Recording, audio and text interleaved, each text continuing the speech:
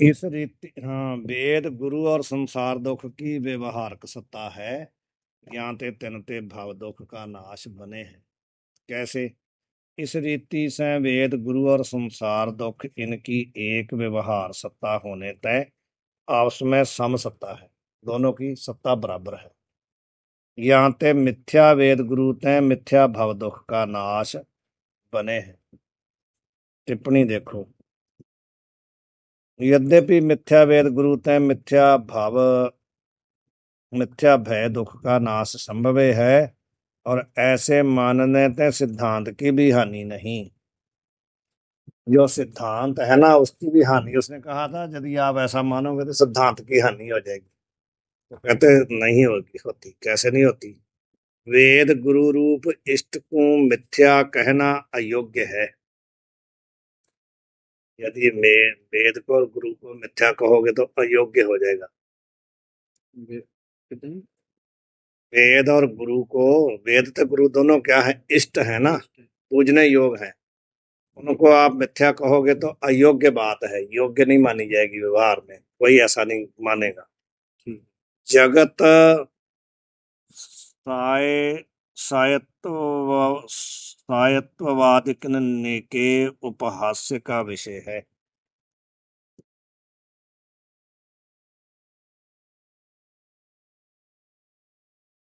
क्षुधा पिपासा प्राण के धर्म है। भूख और प्यास। क्षुधा का अर्थ है भूख। ये दोनों प्राण के धर्म है। प्राण और ता के धर्मन का ब्रह्म ज्ञान से बिना बाध होवे नहीं। प्राण और प्राण के धर्म दोनों ही, इनका नाश नहीं होता बिना ब्रह्म ज्ञान के।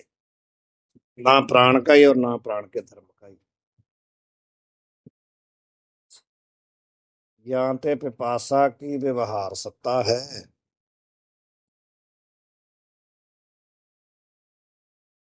व्यवहार सत्ता है ना प्राण इसकी, पिपासा की। समझ गए? प्यास व्यवहार में लगती है ना, परमार्थ में थोड़ी प्यास है। जब कोई परमार्थ ज्ञानी हो गया तो उसको वो प्यास से ऊपर उठ जाता है ना। वो शरीर से ऊपर उठ गया, प्राण से ही परे चला गया वो, तो उसको कोई मतलब नहीं रहता। ये कहते हैं भी पिपासा की व्यवहार सत्ता है। मरुस्थल के जल का ब्रह्म ज्ञान से बिना ही मरुस्थल के ज्ञान पे बाद होने ते मरुस्थल के जल की प्रातिभासी सत्ता है। जो मरुस्थल का जल है, उसकी जो मरुस्थल के जल का जो है कि ब्रह्म ज्ञान से बिना मरुस्थल का जब आपको ज्ञान होगा तो उस जल का बाद हो जाएगा। वहां ब्रह्म ज्ञान की जरूरत नहीं। मरुस्थल में जाओ, उसके आपको पानी दिख रहा है, वहां पास में जाओगे तो ज्ञान हो जाएगा पानी यहाँ नहीं था। उसकी तो बिना ब्रह्म ज्ञान के उसकी निवृत्ति होगी कि नहीं, मरुस्थल के जल की। इसलिए उसकी सत्ता कौन सी है? प्रातिभास की सत्ता। वो प्रतीति मात्र था। लेकिन जो पिपासा है, जो प्यास प्यास है, उसकी निवृत्ति नहीं होती है जब तो उसको मिटाते नहीं। ब्रह्म ज्ञान चाहिए, इसलिए उसकी व्यवहारक सत्ता है। ज्ञाते प्यास और मरुस्थल के जल की समसत्ता नहीं होने तय जलते प्यास का नाश होवे नहीं। उसने यही शंका की थी ना कि मरुस्थल के जल से आज तक किसी की प्यास नहीं बुझी है। शिष्य की शंका थी, तो कहा था आपका दृष्टांत गलत है। प्यास की व्यवहारक सत्ता है और मरुस्थल के जल की प्रातिभास की सत्ता है। और जिनकी बराबर सत्ता होती है वो एक दूसरे के साधक बाधक होते हैं, पीछे बताया था। मरुस्थल का जल यदि व्यवहारक होता तो प्यास की निवृत्ति कर देता। व्यवहारक नहीं है ना वो, उसकी सत्ता अलग अलग है। प्यास की सत्ता व्यवहारक है, जल की सत्ता पर प्रातिभाषिक है। इसलिए जल के द्वारा प्यास की निवृत्ति नहीं हुई। या प्रकार तें दारष्टान्त विषय बाधक वेद गुरु और बाध्य संसार दुख तिन की सत्ता एक है। जो दृष्टांत ऊपर बताया इसी को देख करके यहाँ पर देखो। वेद और गुरु जो हैं वो क्या है? बाधक है। किसके? संसार दुख के। और बाध्य कौन है? संसार दुख। बाध्य और बाधक। बाध्य कहते हैं जिसका बाध होता है, बाधक कहते हैं जो बाध करता है। तो बाध करने वाले हैं वेद गुरु, और बाध्य कौन है? संसार दुख। तो इनकी सत्ता एक है दोनों की। यहाँ पे दृष्टांत में से जल और प्यास इधर चले गया। जल दृष्टांत दारष्टांत में तो कहते हैं जेडी सत्ता है वो बराबर है दोनों की, संसार दुख की और वेद गुरु की सत्ता दारष्टांत में तो बराबर है। लेकिन जो दृष्टांत है उसमें जल और प्यास की सत्ता भेद है, एक नहीं दोनों की अलग अलग सत्ता है ना, बता तो हैं पीछे। दृष्टांत तो जल और प्यास का था। दृष्टांत में तो सत्ता का भेद है, लेकिन दारष्टांत में सत्ता एक है दोनों की। समझ आ गई? दृष्टांत जो कहते हैं शेष ने दृष्टांत ये दिया था ना जल का और प्यास का, तो उसने दृष्टांत दे करके कहा था जैसे यहाँ नहीं प्यास बुझी ऐसे भाव दुख का नाश भी वेद गुरु से नहीं हो सकता। दारष्टांत का उसने दे बताया, तो करे जहाँ भेद है दोनों में। जो तेरा दृष्टांत है उसमें सत्ता एक है, भेद है। जो दारष्टांत आप घटा रहे हो उसमें सत्ता दोनों की एक है।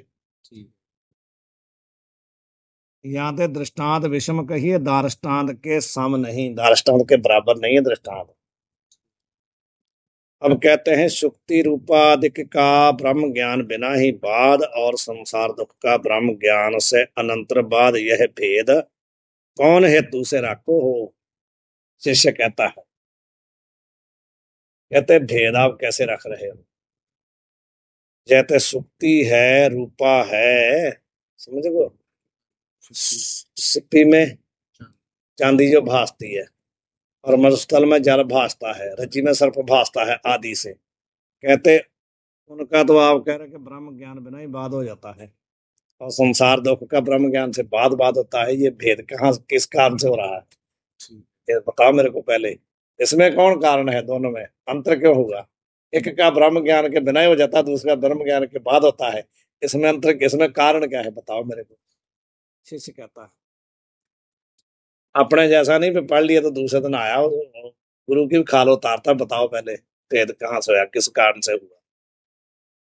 जवाब आए उसका उत्तर देते हैं, ब्रह्म भिन्न मिथ्या सब फाखऊ। कहते शिष्य मैंने तेरे को बताया था कि ब्रह्म ज्ञान के अन्य जो सभी लोग सब कुछ है वो मिथ्या है। ब्रह्म ज्ञान से भिन्न जो भी वस्तु है ना सब मिथ्या है। जिनको भेद हेतु के ही राखू, उसका जड़ा भेद है, जो उसका भेद है अन्य वस्तु का, उसमें क्या हेतु होगा जब वो है ही सब मिथ्या। ब्रह्म ज्ञान से, ब्रह्म से भिन्न जो भी अन्य वस्तु है सब मिथ्या है। तो तिनको भेद हेतु, उसके भेद का हेतु कौन होगा? उपजो जह मोकू संदेहा, प्रभुता को अब कीजिए सेहा। वो कहता है कि इसका भेद कहाँ से आ गया? गुरुजी आपने कहा कि ब्रह्म से भिन्न सब कुछ मिथ्या है, तो जब सब कुछ मिथ्या है तो उसमें भेद कहाँ से आ गया? उनकी सत्ता अलग अलग कैसे हो गई? जब सब मिथ्या ही हैं, एक ही जैसे है मिथ्या है, तो भेद कहाँ से आ गया उसमें? एक की सत्ता आप कहते हो प्रातिभाष के, दूसरी कहते हो व्यवहार के, तो भेद कहाँ से आ गया जब सब मिथ्या ही हैं? आपने कहा मिथ्या है सब, तो एक ही सत्ता होनी चाहिए, अलग अलग सत्ता कहाँ से आ गई? उपजो यह मोकू संदेहा, एक गुरुजी मेरे अंदर ये शंका पैदा हुई है, तो जब सब मिथ्या ही हैं तो उनके उनमें भेद कहाँ से आ गया? प्रभु ताको अब कीजिए छेहा, हे प्रभु हे गुरु जी महाराज, इस मेरे संदेह को निवृत्त करो। हे प्रभु, ब्रह्म से भिन्न आप सर्व को मिथ्या कहो हो, तेन मिथ्या पदार्थन में सुक्ति रूपा रज्जु सर्व मरुस्थल जालादिक का ब्रह्म ज्ञान से बिना ही बाद। आपने कहा सभी मिथ्या हैं, तो ये जितने हैं इनका तो आप कहते हैं ब्रह्म ज्ञान के बिना ही बाद हो जाएगा। और संसार दुख का ब्रह्म ज्ञान से अनंतर बाद यह भेद कौन से हेतु से राखो हो? इसमें कौन सा हेतु है, क्या कारण है, भेद कहाँ से आ गया? उसका उत्तर दे रहे हैं, जाके अज्ञान से जो उपजे तिसका ताके ज्ञान से बाद हुए है। उत्तर तो ये है कि जिसके अज्ञान से जो पैदा होता है ना, वो उसके ज्ञान से बाद होता है। जिसके अज्ञान से जो शंका पैदा होती है ना, वो उसके ज्ञान से निवृत्त होती है। समझ गए? मानो आप जानते नहीं हो, पुस्तक को आप नहीं जानते, तो किसी ने कहा ये पुस्तक है, तो आप कहते मैं तो मानता नहीं, मेरे को तो पता नहीं कैसे कहते हैं, आपको शंका पैदा होगी। तो शंका कब मिटेगी? जब आप पुस्तक को जानोगे। जिसके अज्ञान से जो पैदा होता है वो उसके ज्ञान से ही निवृत्त होता है। चौपाई सकल अविद्या कार्य मिथ्या, शिष्यता में रंचकूना तथ्या। कहते ऐ शिष्य, मैंने आपको बताया कि जितना संपूर्ण संसार है ना, वो क्या है? अविद्या का कार्य है। जितना सकल संपूर्ण ब्रह्मांड जो कुछ भी दिख रहा है, ये अविद्या का कार्य है और मिथ्या है। इसमें रंचक मात्र भी कोई तथ्य नहीं है, सत्य नहीं है, कुछ भी नहीं है। संपूर्ण मिथ्या ही है, क्योंकि विद्या का कार्य है। अविद्या खुद ही जब जड़ है तो उसका कार्य कैसे सत्य हो जाएगा? इसमें तथ्य का मतलब रंचक मात्र भी सत्य नहीं है, सब मिथ्या ही है अविद्या का कार्य होने से। ता अज्ञान से उपजत जोई, ताके ज्ञान बाधते ही होई। वही जो पहले बात पर बता रहे थे कि जिसके अज्ञान से जो पैदा होता है वो उसके ज्ञान से उसका बाद होता है। हे शिष्य, यद्यपि ब्रह्म से भिन्न सकल अविद्या कार्य है, जानते मिथ्या है, तामे रंचक भी तथ्य के ये सत्य नहीं है। परंतु जाके अज्ञान से जो उपजे है, ताके ज्ञान से तो उसका बाद हो गए। कैसे? सुक्ति रज्जु मरुस्थल आदिक्यन के अज्ञान तय रूपा सर्प जालादि उपजे हैं। समझ गए? सुक्ति का जब ज्ञान नहीं तो उसमें रूपा भासता है, चांदी। रज्जु का ज्ञान नहीं तो सर्प भासता है। मरुस्थल का ज्ञान नहीं तो जल भासता है। इनके अज्ञान से ये तीनों पैदा होते हैं ना। इनका बाद, इनका यदि बाद करना हो, किसका किसका? रूपा का, सर्प का, जल का, तो कैसे होगा? शुक्ति रज्जु मरुस्थल आदि के ज्ञान से बाद हो जाएगा। शुक्ति का पता चल गया तो रूपा नहीं दिखेगा, रज्जु का पता चल गया तो सर्प नहीं दिखेगा, मरुस्थल का पता चल गया तो जल नहीं दिखेगा। तो जिसके अज्ञान से जो उत्पन्न हुआ उसके ज्ञान से उसका बाद होता है। समझ आई ना? ब्रह्म के अज्ञान से जो जन्म मरण आदि भाव दुख उपजे है, ताका बात ब्रह्म ज्ञान से हुए। स्पष्ट होगी ना बात? जैसे उनके अज्ञान से उसमें चीजें भासती, तो जब उनका ज्ञान हो जाएगा तो हट जाएगी। ऐसे ही कहते क्या है, ये जो जन्म मरण आदि भाव दुख है, ये उत्पन्न कैसे हुआ? ब्रह्म के अज्ञान से। जब ब्रह्म का ज्ञान हो जाएगा, ये निवृत्त हो जाएगा। समझ गए? ब्रह्म के ज्ञान, अज्ञान से जो जन्म मरण आदि भाव दुख उपजे है, ताका बाद ब्रह्म ज्ञान से हुए। ब्रह्म के अज्ञान से संसार कौन क्रम ते उपजे है? अब उसने फिर पूछ लिया। तो ब्रह्म ज्ञान, जब ब्रह्म का अज्ञान है तो संसार एक ही बार उत्पन्न हो गया कि अलग अलग उत्पन्न हो गया? कैसे उत्पन्न हुआ पूछ रहा है। तो ब्रह्म का अज्ञान होने संसार एक ही बार उत्पन्न हो गया या क्रम से? तो पहले ये, बाद में ये, बाद में ये, कैसे उत्पन्न हुआ बताओ पहले। शिष्यवाच, शिष्य पूछ रहा दोहा, भगवन परम अज्ञान ते जो उपजय संसार, सो ही क्रम ते होते है, कहो मुहि निर्धार। मैंने निश्चय करके मेरे को बताओ गुरुजी, ये संसार किस क्रम से पैदा हुआ है? कौन पहले पैदा हुआ है, बाद में कौन पैदा हुआ है? उसका उत्तर देते हैं गुरु जी महाराज। श्री गुरु रुवाच चौपाई, जैसे स्वप्न होत बिन क्रम तय। है शिष्य, ਜਦੋਂ ਕਿਤੇ ਤੈਨੂੰ स्वप्न तेरे को होता है तो उसमें कोई क्रम होता है क्या? कोई क्रम नहीं होता ना। कोई क्रम थोड़ी है कि आपने कहीं, मानो आप गए हैं अमृतसर स्नान करने स्वप्न में, तो पहले ये तो नहीं हुआ कि आप पहले पहले यहाँ आपको गाड़ी दिखी, फिर आप गाड़ी में बैठे, फिर आप चलाई, फिर आप वहां पहुंचे, फिर जोड़े जमा कराए, फिर वहां गए। ऐसा तो होता नहीं ना है। एक ही दम होता है कि हम स्नान कर रहे हैं बस। ठीक, सारा कुछ एक ही बार हो गया ना। पहुंच भी गए, स्नान भी करने लगे, कपड़े उतार दिए, सब कुछ एक ही बार हो गया। कपड़े बाहर पड़े हैं, साथी भी बाहर खड़े, हम स्नान कर रहे हैं, सारा कुछ एक ही बार हो गया। क्रम से थोड़ी हुआ है। फिर पहले जाके कपड़े उतारे, फिर स्नान करने लगे, फिर ऐसा तो कुछ नहीं हुआ। कहते ऐसे ही है, जैसे स्वप्न में सब क्रम से बना ही होता है ना। यूं मिथ्या जग भासत भ्रम तय। कहते भ्रम से द्वारा भासता है, क्रम इसका कोई नहीं है। एक ही बार भासता है, एक ही बार, कोई क्रम नहीं है। जो ताको क्रम जान्यो लोरै, सो मरुस्थल जल बसन न चोरै। जेड़ा कहते जो आदमी चाहता है, कहता है ना मैं इसका क्रम जानना चाहता हूँ, वो क्या कर रहा है, मरुस्थल के जल में कपड़े धो के निचोड़ रहा है। ना वहां जल है, ना कपड़े हैं, ना निचोड़ने, कहाँ कहाँ से आएगा, जब जल ही नहीं है तो कपड़े कहाँ निचोड़ोगे। कहते हैं ये हालत है, जो कहता है कि इसका कर्म है, वो जो कर्म चाहता है ना, उसका ये हाल है जैसे मरुस्थल के जल में कपड़े निचोड़ रहा हो। हाँ, व्यर्थ, इसमें चक्कर में पड़ना नहीं। कहते एक ही बार पैदा हुआ है, भ्रम से पैदा हुआ है, जब भ्रांति का नाम ही संसार है और कुछ नहीं है।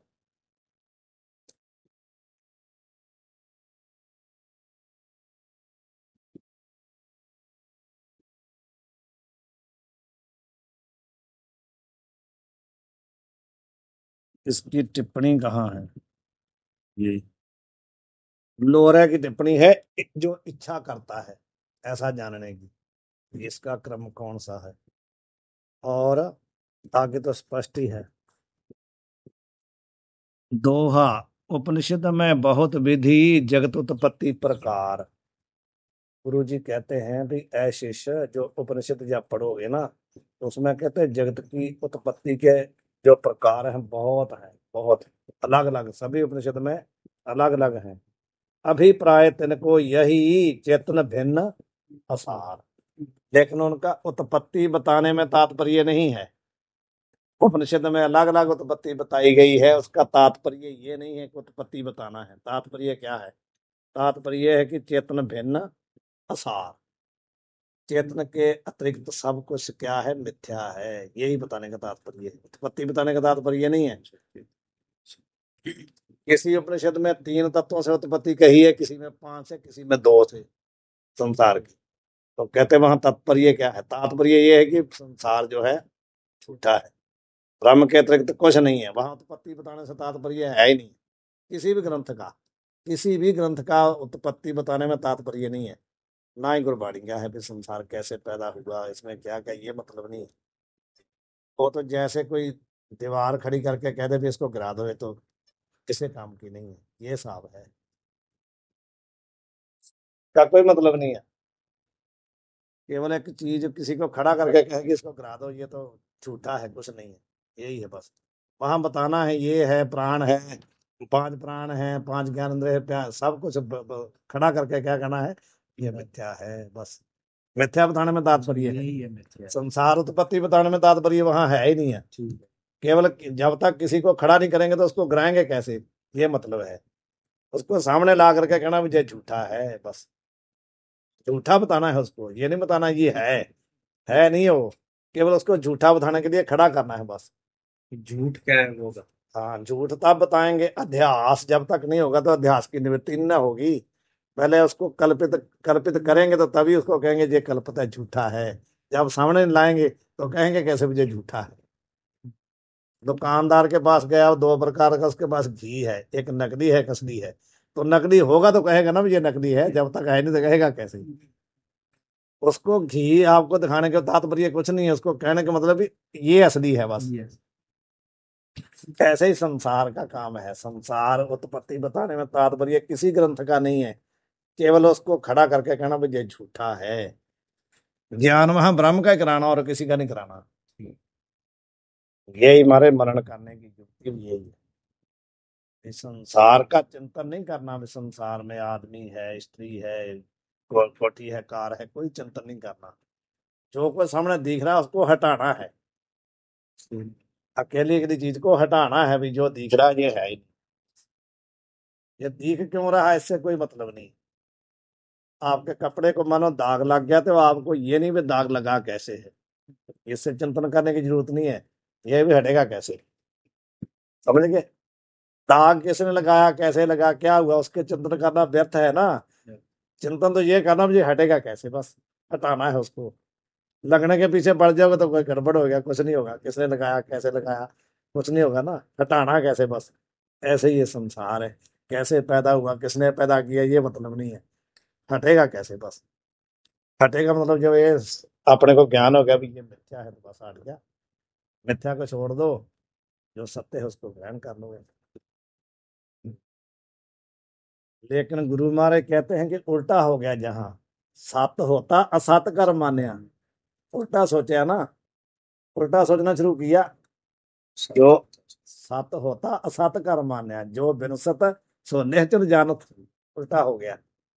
जो सामने था उसके लिए सोचना शुरू कर दिया, ये कैसे बनेगा, इसको कैसे बचाएंगे, इसको कैसे रखेंगे।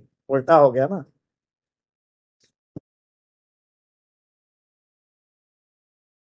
टीका में कहते हैं, यद्यपि उपनिषद में जगत की उत्पत्ति अनेक प्रकार से कही है, छांदोग्य में तो सात रूप परमात्मा से अग्नि जल पृथ्वी क्रमते उपजे हैं, यह कहा है। छांदोग्य उपनिषद में तीन तत्व कहे हैं, अग्नि जल और पृथ्वी, ये तीन कहे। और तैतरीय में आकाश वायु अग्नि जल पृथ्वी क्रमते हुए हैं, उसमें पांच कहे। इस रीति से पांच भूत की उत्पत्ति कही है। कहूं सर्व की परमेश्वर उत्पत्ति करे हैं, इस रीति से क्रम से बिना ही उत्पत्ति कही है। किसी किसी उपनिषद में कह दिया परमेश्वर सबको बनाता है, कोई क्रम नहीं। ऐसे जगत की उत्पत्ति वेद में अनेक प्रकार से कही है, तहां वेद का यह अभिप्राय है, जगत मिथ्या है। अभिप्राय क्या है? जगत मिथ्या है। अभिप्राय मतलब जो जगत कशु पदार्थ होता तो ताकि उत्पत्ति अनेक प्रकार से वेद भी नहीं कहता। एक ही तरह कहनी चाहिए थी ना, जगत कोई असली चीज होती तो वेद में अलग अलग कहने की जरूरत क्या थी? एक ही जैसा कहना चाहिए था। तो यह पांच तत्व है, इससे संसार पैदा हुआ। किसी में दो, किसी में तीन, किसी में पांच क्यों कहे? इसका मतलब उसको बताना ही नहीं है, बताने से मतलब ही नहीं है। अनेक प्रकार से जगत की उत्पत्ति के, यहाँ पे जगत की उत्पत्ति प्रतिपादन में वेद का अभिप्राय नहीं, किंतु अद्वैत ब्रह्म लखावने को जगत के निषेध करने वास्ते मिथ्या जगत का किसी रीति से आरोप किया है। मिथ्या बताने के लिए ना जगत का किसी न किसी रीति से आरोप किया, कल्पना की है बस। दृष्टांत भी बताते हैं, जैसे विनोद के निमित्त दारू का हस्ती उड़ावने को बनावे हैं। खेल के लिए किसी ने हाथी बना दिया लकड़ी का, उड़ाने के लिए, ऊपर उड़ाने के लिए, ताकि कान पूछ टेढ़े होवे तो सूदे करने वास्ते यत्न नहीं करते। समझ गए? उसको तो उड़ाना है ना, उसका कान टेढ़ा, उसकी पूछ टेढ़ी है, तो उसको सीधा करके थोड़ी उड़ाएंगे, कहेंगे पहले उसको सीधा करो तब उड़ाएंगे। उसको तो उड़ाना है केवल। उसका जितना कोई कहता है कि पहले इसके कान सीधे करने, इसकी पूछ सीधी करने, इसकी टांगे सीधी करने, कुछ नहीं सोचता ना। उसको तो उड़ाना है, बस उड़ा दिया। खेल करना है ना, उससे मतलब थोड़ी है कि वो टेढ़ा है या कैसा है, उसको तो केवल उड़ाना है। उसके कान पूछ सीधे करने लिए कहते कोई यत्न नहीं करता है। तात्पर्य नहीं ना उसके कान टीढ़े हो या कैसे हो, उसको उड़ाना है बस। तैसे अद्वैत ज्ञान से के निमित्त प्रपंच के निषेध को प्रपंच का आरोप किया है, उसी प्रकार क्या किया? अद्वैत ज्ञान प्राप्त करने के लिए प्रपंच का निषेध किया, बस। निषेध करना है ना, प्रपंच का निषेध जो है ना, उसका करना है कि ये है नहीं प्रपंच। निषेध तब करेंगे जब उसको खड़ा करेंगे सामने, इसलिए उसका निषेध करने के लिए पंच का पहले आरोप किया है। आरोप अपवाद, पहले आरोप किया फिर उसका अपवाद पा, उसको हटाना है। आरोप इसलिए करना पड़ा कि उसको हटाना है, निषेध करना है। जब तक आरोप नहीं होगा तो निषेध कर ही नहीं पाएंगे ना। यहाँ पे वेद ने प्रपंच की उत्पत्ति क्रम एक रूप कहने में यत्न नहीं किया। प्रपंच की उत्पत्ति एक रूप से वेद ने नहीं कही, जाते जह जाने हैं वेद का भी प्राय प्रपंच निषेध में है,